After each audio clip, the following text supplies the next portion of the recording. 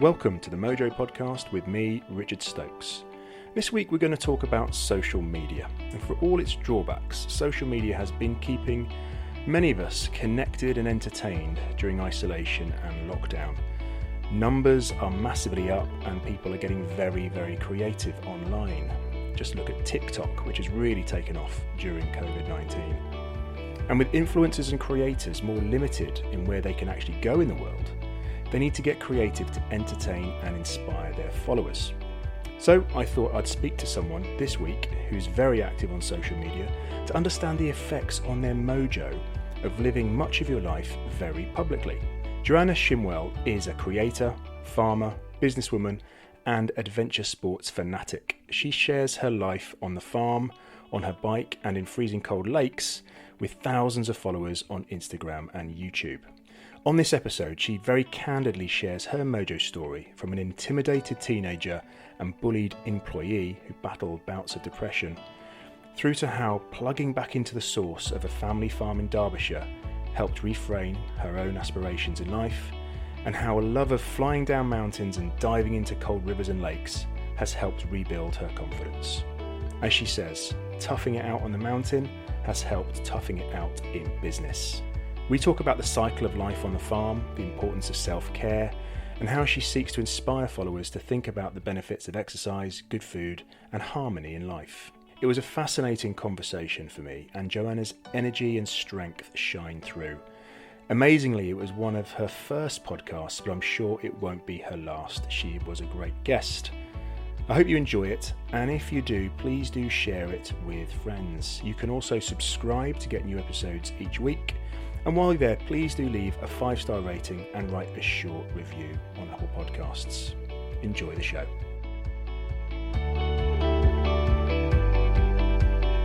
So, welcome back to the Mojo Podcast. And this week it is one farm talking to another.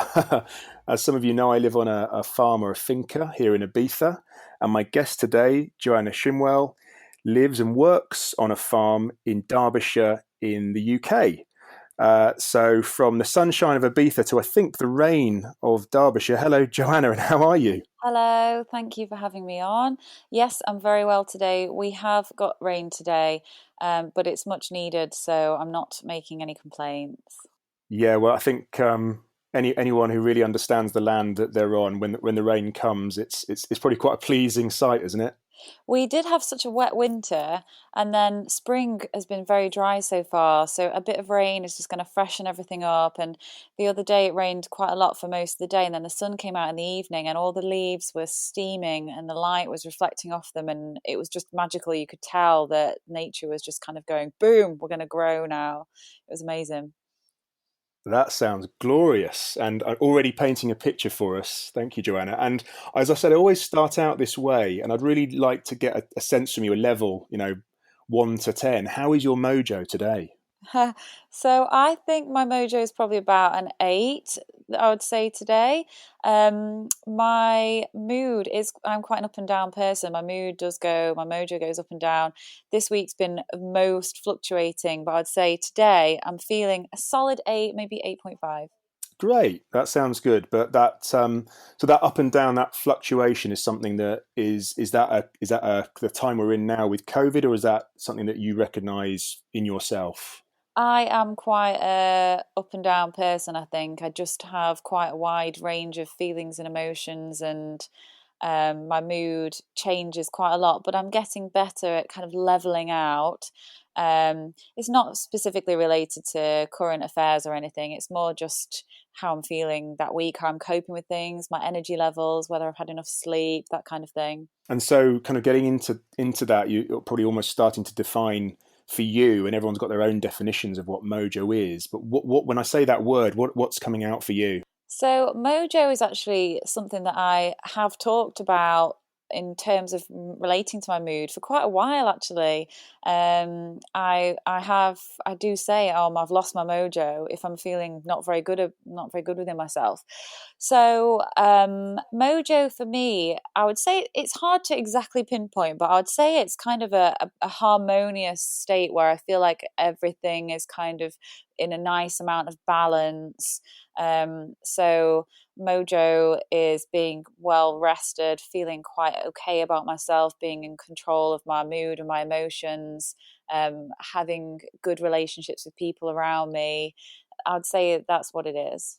I love that sense of harmony that you're recognizing, and Yeah, you've got, as you say, the key word would be harmony. a beautiful thing to anchor it into, and you just knowing you need that balance, that several things in check to feel right. I'm on my mojo. My mojo is where it needs to be for today to be a good day. Yeah, and I think that I focus quite a lot on my own sort of self-care, and I think that if I'm not taking care of myself properly, then I feel that would take my mojo a bit out of harmony, a bit out of balance. On that care, is it that, oh, I know you're working physically too hard and not looking after other sides of things? Is that what you mean by that sort of balance that you need to strike?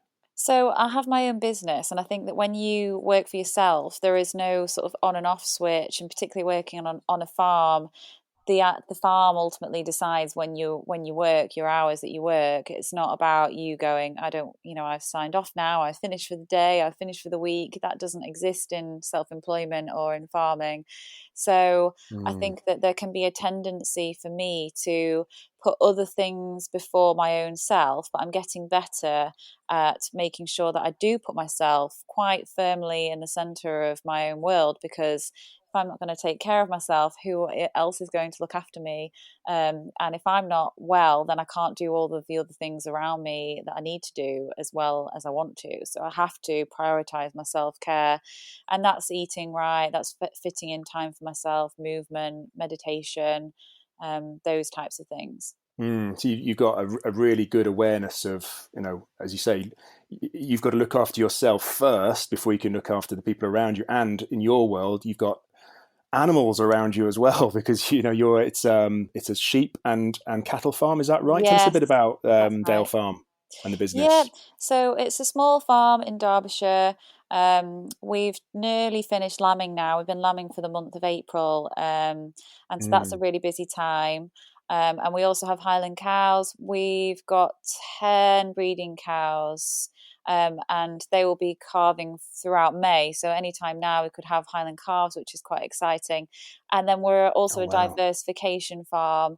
So we've got a campsite business as well that exists alongside, and we get people visiting the campsite that want to see a working farm, and be close to farm animals and that kind of thing. Got it. So lots of different elements on Yeah, the farm, lots and of things going on. also we sell the meat from the animals that we have. They're all outdoor reared, very high welfare animals, and so foodie people come that want to come and enjoy the produce from the farm. If you're into your sort of local produce and your food miles and grass-fed meat, then I think that's quite nice. If I go places, I love to do that. Like if I was away somewhere and I could try anything that was local, I'd love it. So the story behind it, I think, is important for some people. Yeah, absolutely. That I think in this, obviously we're recording this during COVID-19, but I think one thing that might come out of this is more of a conscious consumerism, even more than we already have, and absolutely what you speak to, people wanting to know the authenticity and where their food has come from, and really caring about that, and that, I guess that's got to really matter to you as a business. It does, yes. And I do think that there's quite a big divide. I think there's probably a large proportion of people that don't care, that don't have any awareness, and they just see food as food, and the cheaper the better.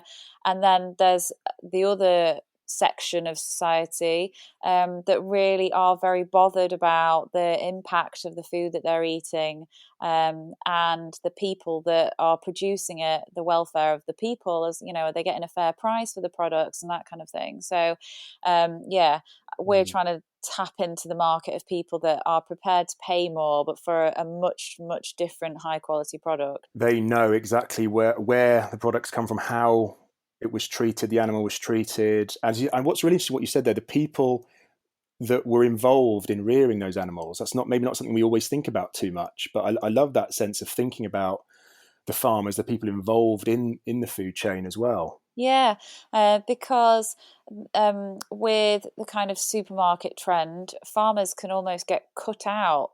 They can get a really bad deal for the produce that they're, working 365 days a year to produce, because they're getting squeezed by the supermarkets.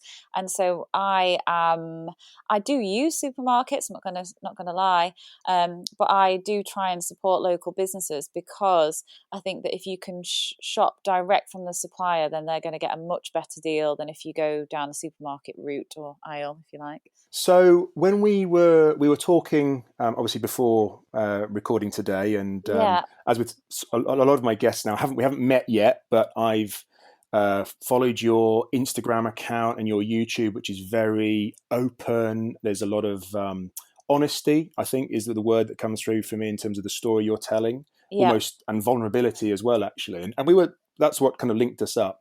And we were talking about kind of your story and your journey. And you talked about where you are right now and the Dale Farm business as it stands. But you told me about kind of a few years ago when, and we're talking about the Mojo podcast, when your mojo was particularly low, and your response to that. Can you tell us a bit about that? Sure.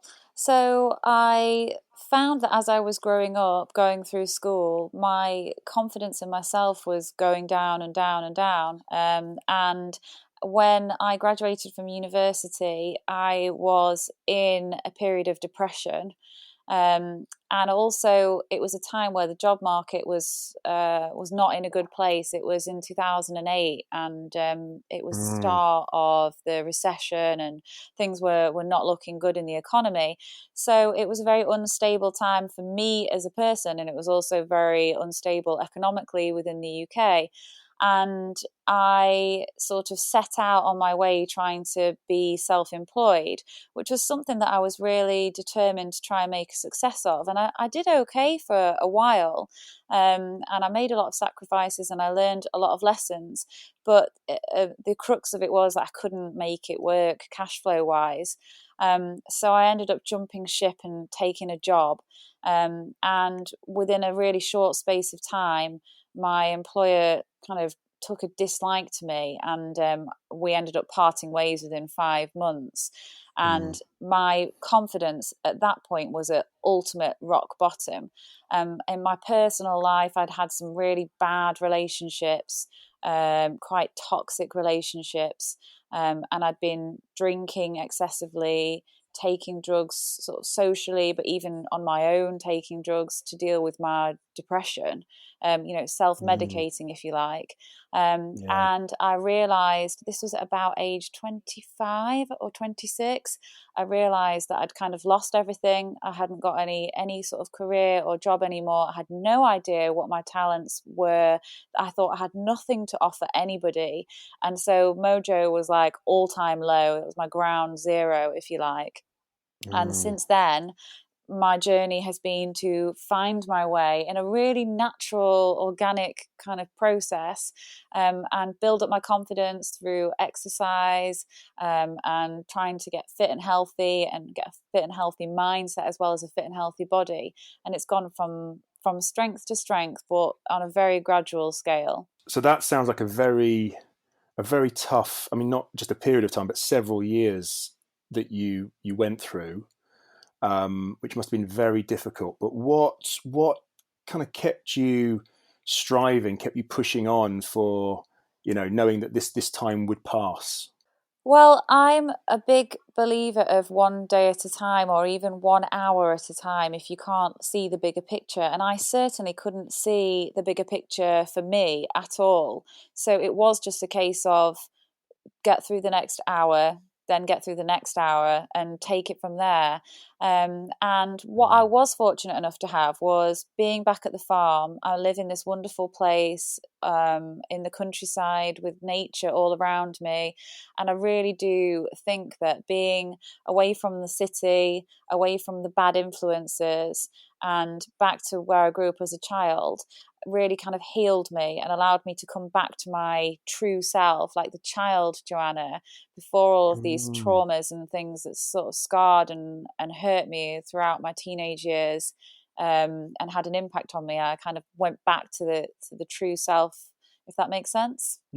Yeah, so you're almost plugging back into the source of both the family and the environment around you. That obviously that's where you were born and raised. I'm guessing, Yes. and that nurtured you. I think the word I'm probably looking for. Yeah, and I started working. I had no job and I really felt low confidence. I certainly wasn't in a position to go out and try and get work. I was depressed. I'd been to the doctor. I'd been offered antidepressants. I said no. I didn't want to take anything medically, chemically. So I was Right. having counselling, and cognitive behavioral therapy, which helped me hugely. And that started me on my mindfulness journey, which was really transformative and continues to be transformative in how I cope with my everyday life challenges, ups and downs. But I was able to start grafting on the farm, physical work. And I do think that there is something that's really good for the soul, about physical work. Hmm. And from there, working on the farm with the animals, it's hugely rewarding to me. I've always loved animals. I feel like a connection and a sensitivity towards animals. And then from there, say to my dad, can I develop the campsite business? I see that there's an opportunity for me here. And so now I've kind of become this businesswoman, which I never would have imagined at the beginning of the journey that's what I was going to be, but I am. So it's great.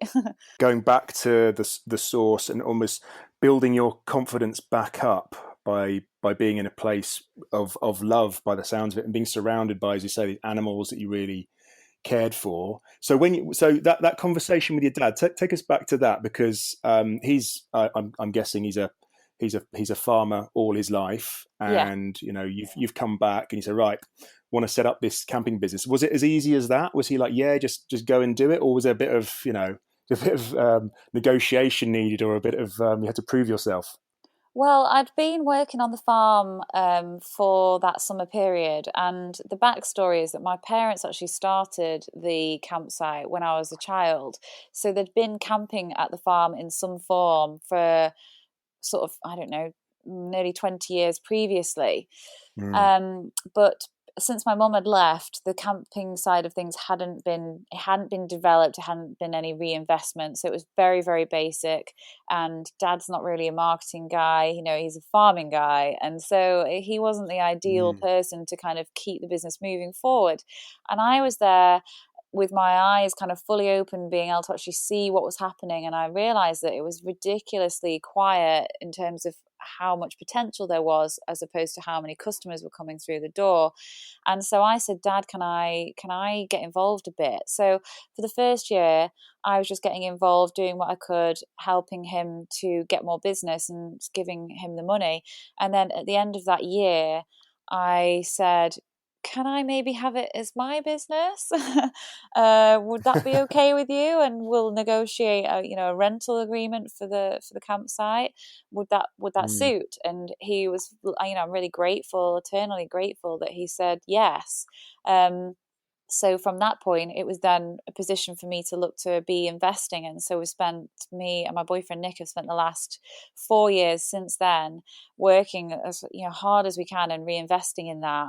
And that's really kind of grown to this point now where we've got a really clear vision for the business, and where we're going with it, or at least we did have, until we realised that this pandemic was going to have a big impact on this year. But Mm. going Yeah. forwards, I think hopefully it's just a pause button and we can return to normality hopefully next year. Yeah, I mean, I guess anyone working globally in the travel and tourism sector has been absolutely hammered by COVID-19. But as you say, you've taken sounds like you've taken a long term view to the farm and to the campsite in terms of how you're investing. Well, we've got no choice really. I mean, I have found it really difficult. Initially, back in March, I definitely felt like I was grieving everything that we'd planned. I think that I'm quite a routine person. I kind of like things to happen perhaps as I expect them to happen. And I sort of imagined that we would be opening in April. We were finishing off our building project, which was a huge investment for this year. And then Mm. all of that just completely fell apart. And so it was a big shock. And I had to come to terms with that loss, that wasn't going to happen. I think that I've been really fortunate that I have been able to get stuck into the farm work because it's been a wonderful distraction from the negative impact of what's happened on the campsite business. And I try not to, I'm not massively interested in financial things. Like I don't know how to explain. I'm not massively motivated by money really. So I've tried not to think Mm. about the money side of it.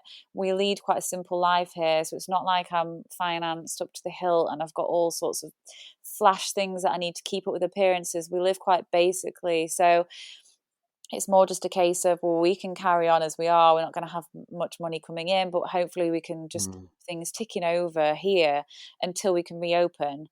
And then once we reopen, we can start the ball rolling again and sort things out. But certainly financially, Nick and I have had to put all of our savings in to keep the building project going. And we've reached a point, I think today we actually had a meeting and we're going to probably have to get a loan. But looking at the Right. blessings, loans are being offered quite readily by banks at the moment because of the Mm. virus. So it's like, yes, the virus has had a bad impact, but we're very grateful that there are various different things in place to try and make sure that business people can get through this and get out the other side of it. Yeah, it seems like there's quite a lot of different supports in place depending on what country you're obviously in, but the UK's introduced quite a lot, which hopefully is helping with stress levels of business owners. And how are you finding? I mean, you sounds like this beautifully simple life you're describing.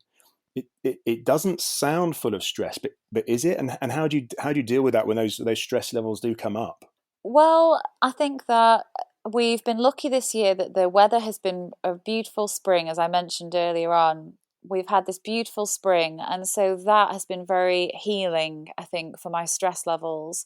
When the Mm. weather's bad and you're working on a farm outdoors, and it obviously has a negative impact on you if the land is suffering, if the animals are suffering, that's bad. That's going to add to your stress levels. But the weather has been really kind, so I feel like in the midst of all of this horrible stress to do with the pandemic, nature has been very soothing and healing. And I've really every day woken up with gratitude for the fact that it could have been a hell of a lot Mm. worse if the weather had decided to not play ball as well.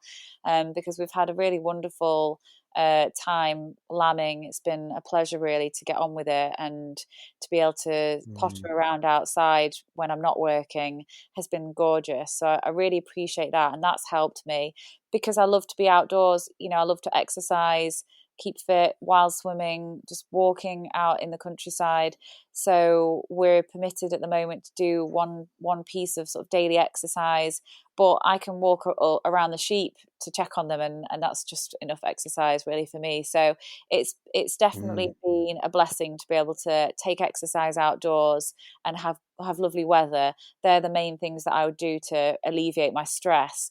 Being sort of Mm. trapped in a building with the rain lashing and dark skies would have made my mental state a lot worse. I can definitely tell you that. You're just touching on there a lot of the outdoor pursuits that you do, and anyone that follows your Instagram or your YouTube, you'll see a lot of this. And I think it probably was because I love um, swimming in the sea. Now, I don't swim at temperatures like I think you're going to tell us about in a second, but that's probably what first attracted me to your Instagram page out of the Outdoor Swimming Society, I think it was.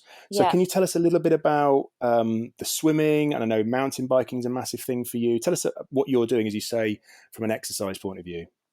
So I I love adventure, the spirit of adventure, and I love a physical challenge. So anything that I can turn my hand to really that's going to challenge me. And I started off mountain biking, and I still, whenever we travel for the past few years, we've always taken our bikes with us. And we're off up mountains with our bikes, having amazing experiences. That's just the dream for me, is being free on my bike on a mountain for the whole day. Sometimes being terrified and being challenged way past my limit of what I feel comfortable with, but I feel like that's all part of what makes me feel alive, if you know what I mean. So I don't really feel motivated to kind of keep riding the same trails. I'm like wanting to explore, wanting to see new places and really push the limits of my comfort zones. There's definitely an element of challenge, mental and physical, so tricky terrain, um, going into the unknown, if you know what I mean.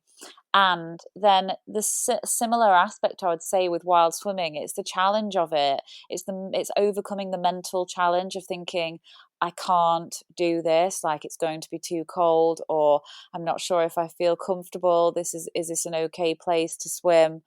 And so in my head, maybe I've got these doubts that I can't do it. And then when I prove to myself that I can, it's such an adrenaline rush and a endorphins rush, and you just feel incredible. And it's all part of building my own self-confidence, I think. So my exercise and the adventures that I've been on have actually made me feel more capable and confident in my own ability in everyday life. In business even, it's helped me. I think toughing it out on the mountain has helped me tough it out in business.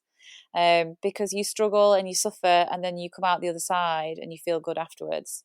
So you're building up this incredible resilience, by the sounds of it, and belief and confidence in yourself by taking on these, these very intense challenges. By the sounds of it, I mean, I just wanted to get a sense from you of, so when you're, I don't know, when you're on a lake shore, and I've seen pictures of you going into glacial lakes, and I don't know, you'll tell us what the temperature is. How are you psyching yourself up for that? Because I imagine your brain is telling your body, just don't do this. It's cold and it's potentially very, very dangerous. What are you doing? Well, so for example, we went to Italy in January of this year, just before all of this kicked off with the coronavirus. We were lucky to get a trip in our camper van. We were driving around Italy, Slovenia, and it was wonderful. It was a perfect place for wild swimming if you like cold water. So I think the temperatures were sort of 6 degrees and then under. Quite often they were 5 or 4 degrees, and then on the last day there was definitely ice. So it was actually a frozen lake, and we checked it out the night before because I was so excited to try and break through ice. I've seen other people doing it, and I just was like, that would be a dream for me. So we went to check it out, and see how thick it was to see if we could actually get through it, if that makes sense. And then that evening, all I could think about was going to sleep, and then the next day waking up and just breaking through the ice. It was like a bit of it's just a thrill, I think. So for me, the cold, I can put all of that to one side because I'm in pursuit of this thrill seeking experience. So the discomfort goes out the window. Doesn't really feel like discomfort. It's more like I want to experience this memorable moment. And so in the most extreme cold temperatures where it's been so cold, and I mean, like, your fingers, you start to lose the feeling in them altogether. Your skin is burning. Everything goes really numb, and it's it's a strange sensation, but you feel incredible afterwards. Right. So in the moment when you're in that ice cold lake, is there pleasure in that, or does the pleasure come when you've got out, you've survived it, you've done it, you've completed it? There's pleasure in the moment because you're deep breathing, and generally you're in a beautiful Mm. location. That's what Mm. motivates me, is being in this amazing location. So I'm looking around me and I'm thinking, drink this in, breathe deeply, and just remember this moment, because there are times when I'm stressed as hell running the campsite, feeling so overwhelmed, and I go back to those moments on a mountain or in a lake, and it brings me back to my calm feeling of just being able to kind of ground myself again and be calm. that sense of what you're getting from the cold water swimming just sounds really amazing for your well-being, as you've described. Now, just switching gears slightly, Joanna, obviously, and what brought us together was your Instagram presence, and I know you're a significant YouTuber as well. So I'd just like to talk a little bit about what you're doing with social media, because obviously there's a big conversation around social media in terms of benefits and drawbacks for people's mental well-being. I'd love to get into what it's doing for you personally and what it's doing for your businesses.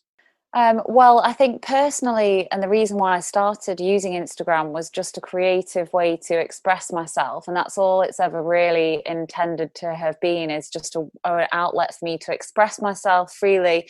And when I first started, I didn't have any of my actual real friends on there. It was just completely meeting strangers through pictures, if that makes sense.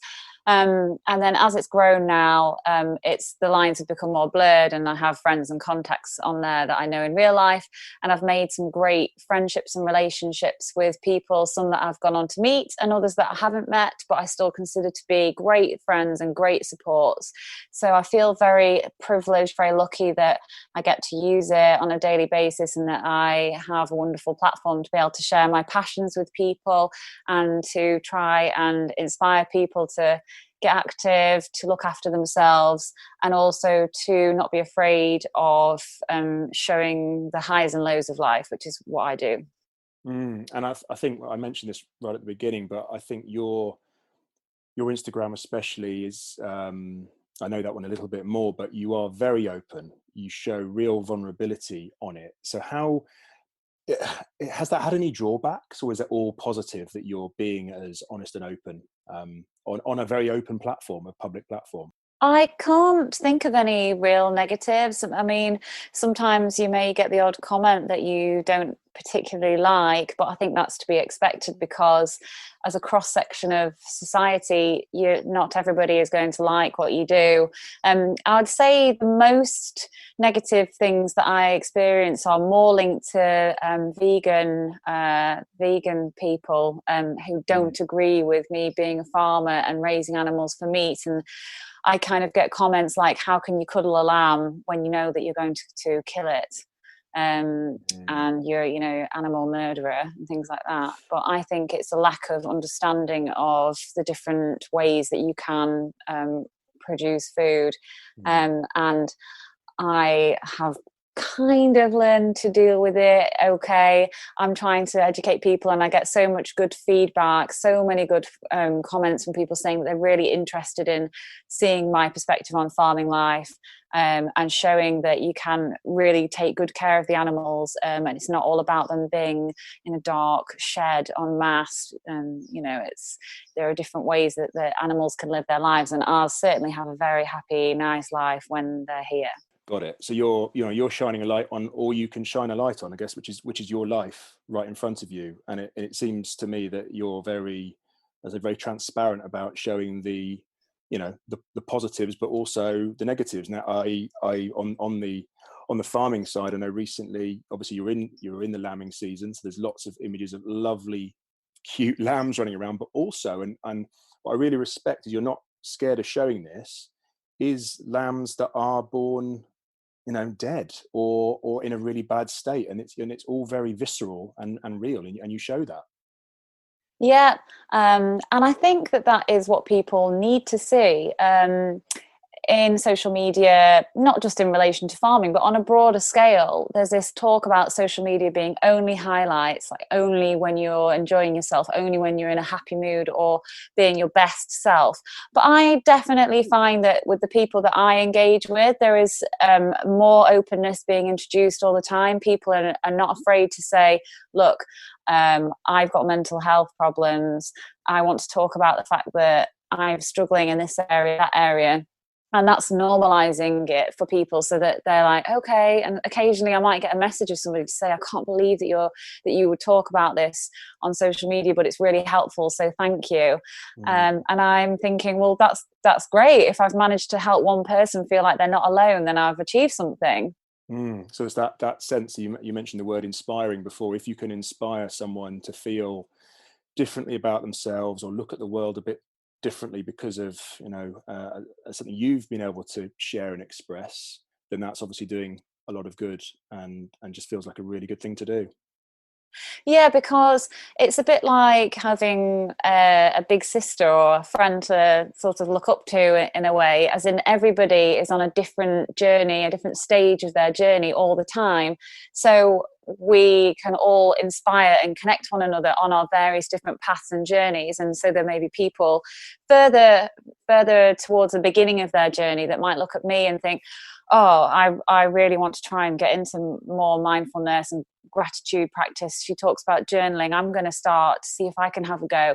And then I can be looking at people that I'm like, wow, this person is a master of their mind and I want to become more like that. So we're all pulling and drawing inspiration and motivation from one another, I think, which is what I think is fantastic about social media, and why I don't really have anything bad to say about it, because I think it's very positive on the whole for me. So just going back a bit, because you talked, very candidly about, life from when you were a sort of teenager, going to university and graduating and feel very, very lost. And that was, I would have thought, very early days of social media, probably before most of the platforms that we're using now. Could you imagine like the 18-year-old Joanna using Instagram or YouTube in a certain way, and what would that have given her, perhaps? I know it's a bit of a funny question because you've got to think back, but would it have been helpful for you?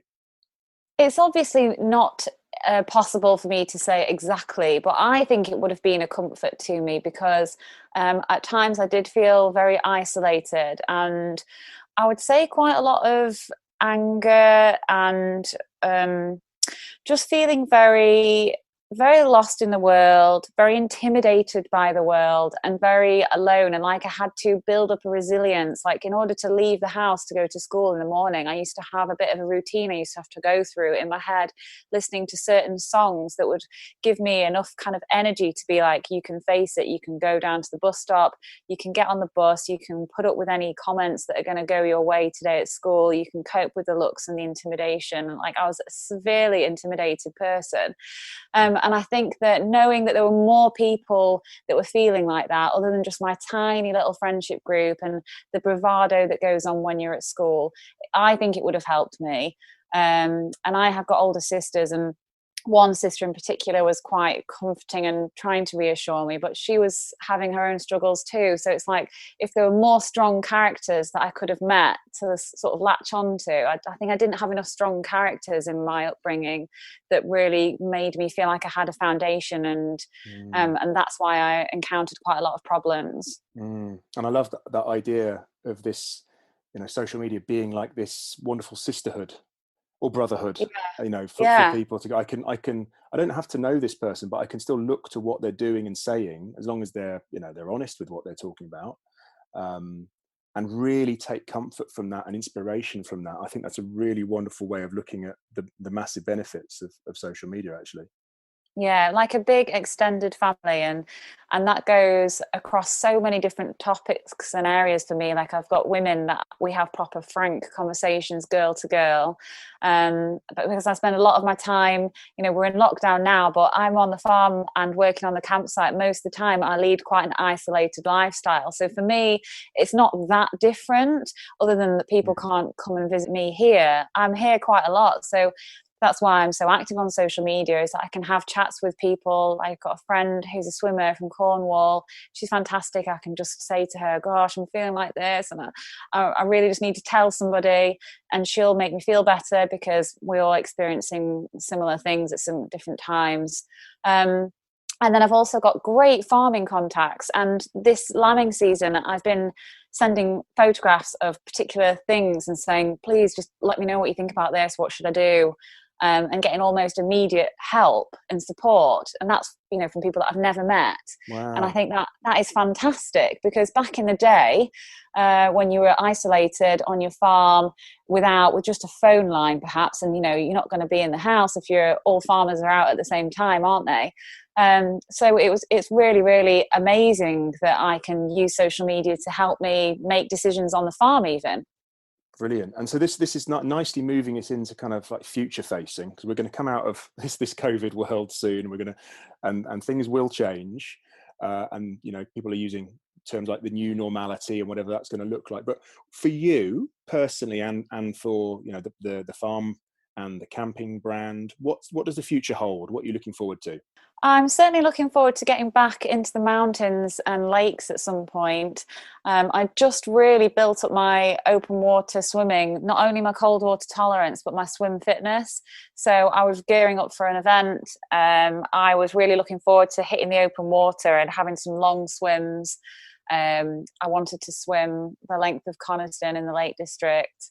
And obviously haven't been, I think it's about 5 miles. Wow. I could be wrong. I think it's about 5 miles. Okay. And I was looking forward to doing things like that. And obviously I will hopefully get to do those things maybe later on this year. And then in terms of the business, I think I've just viewed it as being a pause. And when we can reopen again, I guess everyone will start to move around, and I'll just be working really hard here, because fingers crossed people will be able to come camping and we'll be able to sort of salvage a bit of a season out of this year. If things go as I'm slightly anticipating, maybe by July people might be able to travel. Yeah, and I've got a sense that the domestic tourism market might be really quite strong as well. What do you think? There's people more comfortable staying at home? I agree. I think that I'm optimistic that we should be able to have a strong business going forwards. And I've mentioned about having this big investment recently. And I mean, the past 4 or 5 years have been 100% investment in terms of all of my time, all of my money, everything has gone into getting to this point. So I think that for the future, I would like to be able to start to address that balance a little bit, maybe be able to get some help so that I'm not having to work 7 days a week, 14 hours a day, and be able to take a bit of time for myself. Because currently, during the summer months, sort of March to October, I'm pretty much working 7 days a week with no relief on that at all. So it's very intense. And then when we close for the winter, that's when I can get off and do things. But obviously the weather's not as favourable. But you can't have a big day in the mountains as easily when it's dark right. for more hours than it is light. But it doesn't stop you chucking your bikes in the back of the van and driving to Italy and exactly down mountains. We did have a great time. We were so lucky, actually. I can't believe how lucky we were. We had a lot of sunshine. There wasn't very much snow, so that enabled us to go on higher routes with the bikes that normally we wouldn't have been able to do. But I have skied before, and I would definitely at some point like to go skiing again, because that's a good feeling. Well, you've obviously done it before, and I've got a sense from your love of that, tackling new adventures and going into quite challenging situations. You're gonna love the skiing. You get a chance to do more of that. Brilliant. Yeah. So Joanna, just tell us, if people, and I'm sure they will, want to find out more about the farm and your work, where's the best place for them to kind of find out more about you? Well, pretty much everything that I'm eating, doing, moving, seeing, everything that's happening all goes on through my Instagram page, which is at Joanna Shimwell. Yeah. And that is just the central hub for everything that I am and what I'm doing, really. So that's probably the best place. And then if you like to watch videos, then I've got my own growing little YouTube channel, which is Dale Farm. And that's fun. Yeah, my dad's on there. He features quite a bit, and everybody loves Dad. They think he's such a good character, which he is, and he's completely true. Like he couldn't be any different. He's just sort of real salt of the earth type character, and people really warm to him. So they enjoy seeing our relationship, which doesn't get shown as much through my Instagram.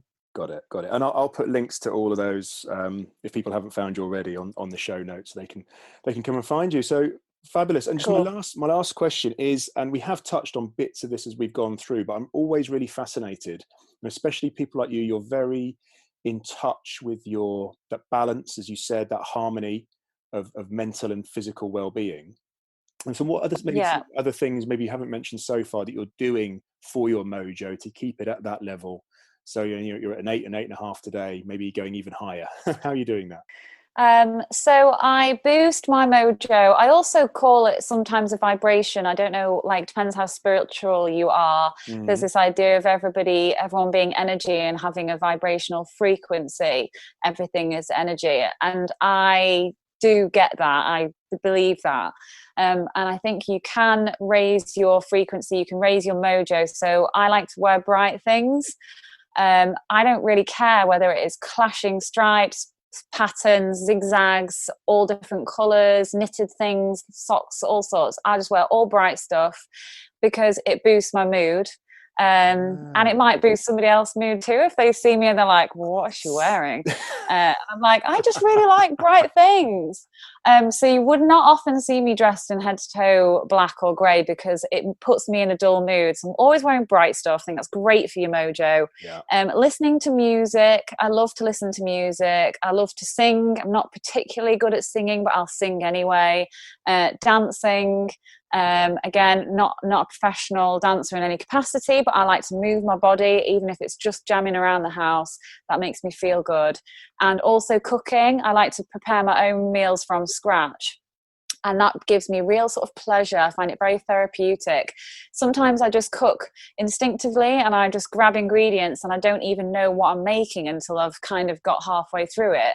And then in other times, I really want to be meticulous and I'm like measuring everything out to the exact gram, and I'll bake a cake and it'll be like perfect. Yeah. And so it just depends on what my mood is, the kind of therapy that I need. It might be exact precision, or it might be chuck it all together and see what on earth happens and how it is. And I find that brings me pleasure.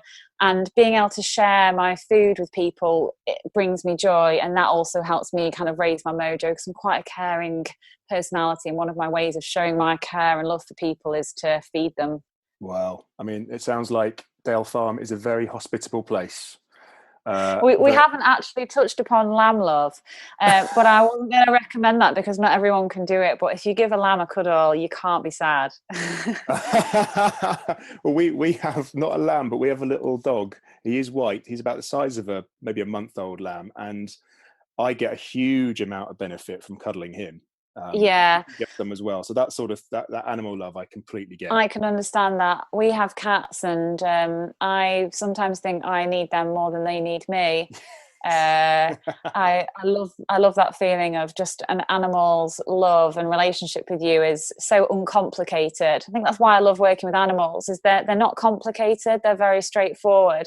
And so our own relationships and our own family relationships, personal relationships can be quite complex, can't they? Whereas animals are very simple, and I think that's very sometimes reassuring and comforting when you just need basic sort of love and affection. Absolutely agree. I think we can learn a lot from animals for their sheer mindfulness because they're entirely present, aren't they? They're just thinking about now. They're not worried about what happened or thinking about the future. They are, where am I right now? Have I got what I need? Simple. Wonderful. Well, Joanna Shimwell, that was a wonderful conversation. I really appreciate your time at such a busy time as well. I've really enjoyed it. I'm smiling now. Mojo is going up all the time.